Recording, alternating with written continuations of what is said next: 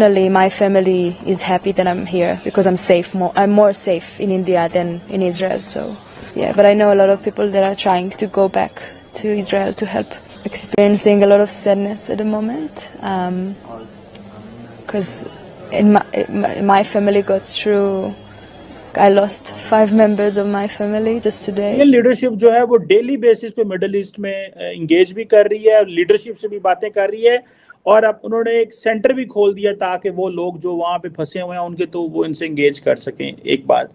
तो ये कहना मेरा ख्याल है मुनासिब नहीं है कि हमास की तरफ से दोबारा अब जवाब नहीं दिया जा रहा। मेरा ख्याल है कि हमास की तरफ से जवाब दिया जा रहा है, बल्कि हमास के कुछ फाइटर्स जो हैं वो इसराइल के अंदर पहले से दाखिल होकर छुप गए हैं और वो अब बाहर निकल कर हमले कर रहे हैं। लेकिन ये बिल्कुल दुरुस्त बात है कि जिस लेवल की मुज़ाहमत इसराइल के खिलाफ होनी चाहिए वैसी मुज़ाहमत अभी तक शुरू नहीं हुई। तो कुछ हमास ने किया, जो कुछ हमास की तरफ से किया गया, उसके बाद इजराइल भी जी छोड़ेगा नहीं, वो बदला लेगा और मुकम्मल तौर पे अच्छी तरह से बदला लेगा। इस वक्त मैं इनकी इतला के लिए अर्ज करना चाहता हूं कि 84 मुल्क हैं इस वक्त जो इजराइल के पीछे खड़े हैं। 84 मुल्क हैं जो अपनी सपोर्ट का ऐलान कर चुके हैं और जंग अभी भी जारी है। वहां ये मुस्लिम कंट्रीज हैं वो सपोर्ट कर रहे हैं गाजा को, जबकि जो वेस्ट और यूरोप है वो खड़ा हुआ नजर आ रहा है इजराइल के साथ। जंग अभी भी जारी है। अभी भी इनके जो मोटरसाइकिलों पे चढ़ के गए थे वो घरों में घुसे हुए और वो ऑपरेशन कर रहे हैं उनके खिलाफ। इसका रिटेलिएशन करने का इनके पास कोई प्लान था? इनके पास कोई एवैक्यूएशन का प्लान था कि सिविलियन कहां से, औरतें कहां से निकलेंगी, बच्चे कहां जाएंगे? ये इनके पास कोई था इस चीज का एवैक्यूएशन का प्लान? जय हिंद दोस्तों, भारत में व्यापारिक कामों से या फिर अपने पर्यटन की दृष्टि से इजराइल के काफी लोग युद्ध से पहले भारत में आए थे। अब दोस्तों जब उन्हें पता चला कि इजराइल में ये युद्ध का सीन हो गया तो वो चाहते हैं कि कुछ दिनों तक वो भारत में ही बने रहें, और ताकि जब तक उस इलाके में पीस ना हो जाए वो भारत में ही बने रहें, उनकी सेफ्टी के लिए अच्छा होगा। तो भारत सरकार ने तो परमिशन दे दी है कि इजराइल के लोग भारत में बिल्कुल बने रह सकते हैं जब तक वहाँ पे शांति नहीं हो जाती। दूसरी तरफ भारत सरकार ने अपना एक मिशन भी लॉन्च किया इजराइल में, जिसमें भारत के लोग इजराइल में जो रह रहे हैं उनकी मदद करना है, उनको सुरक्षित भारत वापस लाना है या फिर इजराइल में ही उनके सिक्योरिटी को पुख्ता करना है। साथ ही साथ भारत सरकार ने सिर्फ इंडियन को ही चुन चुन के सिक्योरिटी नहीं देनी है, वहाँ पे जितने भी नॉर्मल इजरायली हैं उनको भी हेल्प करना है। दूसरी तरफ जो हमास के लोग हैं, पाकिस्तान के लोग जज्बा चिल्ला रहे हैं इसे, लेकिन हमास के लोगों को बगल के जो देश हैं पड़ोसी यूनान, मिस्र, वो एंट्री नहीं दे रहा हमास के लोगों का, क्योंकि हमास का बॉर्डर मिस्र से मिलता है। तो मिस्र ने साफ अपने बॉर्डर बंद कर दिए, जबकि मिस्र एक मुस्लिम देश है। भाई मुस्लिम होना और दहशतगर्द होना बहुत बड़ी अंतर है। आज इजराइल के साथ 85 देश खड़े हैं, लेकिन एक मुस्लिम पड़ोसी जो शांति प्रिय है मिस्र, वो हमास को अपने इलाके में अलाउ नहीं कर रहा। एक तो तार साहब पाकिस्तान का पर्सपेक्टिव, क्योंकि हम यहाँ बैठे हुए हैं, पाकिस्तान ने सिर्फ 7 अक्टूबर को एक छोटी सी 4 लाइनों की प्रेस रिलीज जारी की, उसके बाद एक लफ्ज नहीं बोला। दूसरा तार साहब, इंडियन लीडरशिप जो है वो डेली बेसिस पे मिडिल ईस्ट में इंगेज भी कर रही है, लीडरशिप से भी बातें कर रही है, और अब उन्होंने एक सेंटर भी खोल दिया ताकि वो लोग जो वहाँ पे फंसे हुए हैं उनके तो वो इनसे इंगेज कर सकें एक बार। तार साहब, इजिप्ट ने अपने दरवाजे बंद कर दिए हैं मुसलमानों के लिए, गजा के मुसलमानों के लिए, और ये फिर मगरब भी अच्छा है, यूरोप और अमेरिका अच्छा है जो दरवाजे खोल देता है जब भी लड़ाइयाँ होती हैं और कहता है आ जाओ।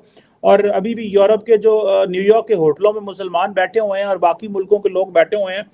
आप इसको कैसे देख रहे हैं? और इसमें बाकी ममालिक के किरदार पे भी बात करें तार साहब, ईरान का किरदार भी पे बात करें कि अब हमास ने क्या जो फ़लस्तीन के लोग हैं उनको बेयारो मददगार छोड़ दी है। अब वहाँ पे रोज़ाना की बुनियाद पे कोई 20-30 वो बिल्डिंग्स गिरा देते हैं, पूरे का पूरा जो है वो मिट्टी के मैदान बन चुके हैं, इतनी बड़ी बड़ी बिल्डिंग्स, इतने बड़े इलाके। What do you make of that तार साहब?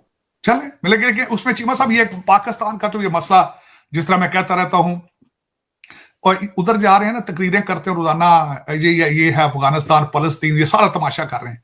और यूपी के योगी आदित्य ने कहा है हमें सिंध चाहिए, हम सिंध लेने लगे हैं। कुछ शर्म करो तो उधर भी देख लो, तुम्हारे इन करतूतों की वजह से तुम्हारे आसपास ये लोग देख रहे हैं करने के लिए। योगी साहब ने, आदित्य साहब ने फरमाया है कि 500 साल हो गए बाबरी मस्जिद को, अगर हम मंदिर बना सकते हैं हम सिंध भी लेंगे। तुम फलस्तीन के लिए दर्द में फड़कते फिर रहे हो, लेकिन चले कोई नहीं। उसकी वजह यह है ना, बेवकूफ कौम का क्या हो सकता है। एक ऑक्सफोर्ड ग्रेजुएट आके आज उनका मुर्शद बन चुका है, उसके गेट को चूमते हैं, मनते मार रहे हैं वहां जाके जमान पार्क में। तो इस कौम का क्या होगा? यही है जो इनका होना है, उनका भी यही होना है। उसकी वजह यह है जिन लोगों ने तालीम के पे तवज्जो नहीं दी, जिन लोगों ने साइंस पे तवज्जो नहीं दी, मैं इन लोगों से पूछना चाहता हूं, चीमा साहब, जो जिस कंट्री में आप बैठे हैं, उर्दू में बाईपास का हार्ट की बाईपास सर्जरी किस तरह करोगे भाई? कोई जवाब है तुम्हारे पास? उर्दू में सारा दिन ट्वीट करते हो, इनसे पूछो कि अपना चंद्रयान का मुकाबला उर्दू में करोगे? गालिब की शायरी के साथ सर्जरियां करोगे? कुछ शर्म करो तो।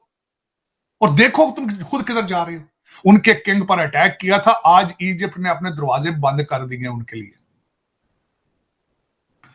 और आज मैं इनसे ये पूछना चाहता हूं, ये जो बदतमीजी का तूफान करके अब चढ़े हैं फलस्तीन के साथ, हमास के साथ, इनसे मैं एक क्वेश्चन करना चाहता हूं कि 1000 हमास के फाइटर्स ने ये सारा मुजाहरा किया है और 2 मिलियन लोगों को वहां पे इस वक्त जेल में बंद हैं।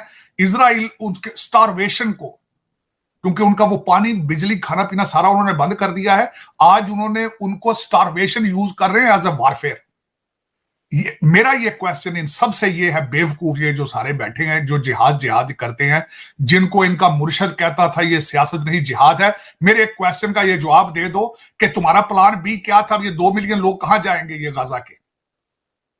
और इस वक्त मैं इनकी इतला के लिए अर्ज करना चाहता हूं कि 84 मुल्क हैं इस वक्त जो इजराइल के पीछे खड़े हैं। 84 मुल्क हैं जो अपनी सपोर्ट का ऐलान कर चुके हैं, और जंग अभी भी जारी है वहां पे, जंग अभी भी जारी है। अभी भी इनके जो मोटरसाइकिलों पे चढ़ के गए थे वो घरों में घुसे हुए और वो ऑपरेशन कर रहे हैं उनके खिलाफ।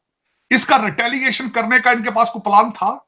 इनके पास कोई एवैक्यूएशन का प्लान था कि सिविलियन कहां से, औरतें कहां से निकलेंगी, बच्चे कहां जाएंगे? ये इनके पास कोई था इस चीज का, एवैक्यूएशन का प्लान?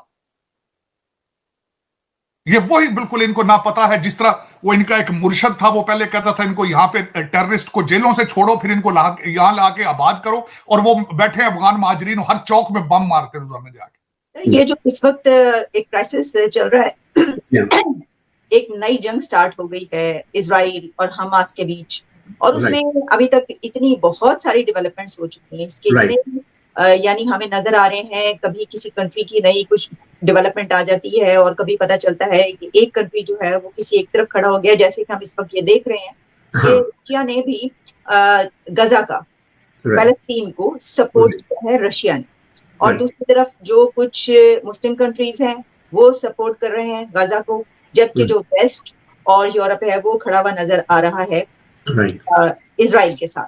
सर, आप इसको कैसे देख रहे हैं कि ये किसकी जिम्मेदारी है? हाँ, this is a very serious, बल्कि लैंडमार्क डेवलपमेंट है in modern history. This is actually a game changer. ये हमास अटैक जो है ना, इज नॉट लाइक जो पहले हुए थे ना अटैक, उससे बहुत ही मुख्तलिफ है। पहले एक हुआ था 2021 में, एक्चुअली 2005 में इसराइल ने खाली कर दिया था।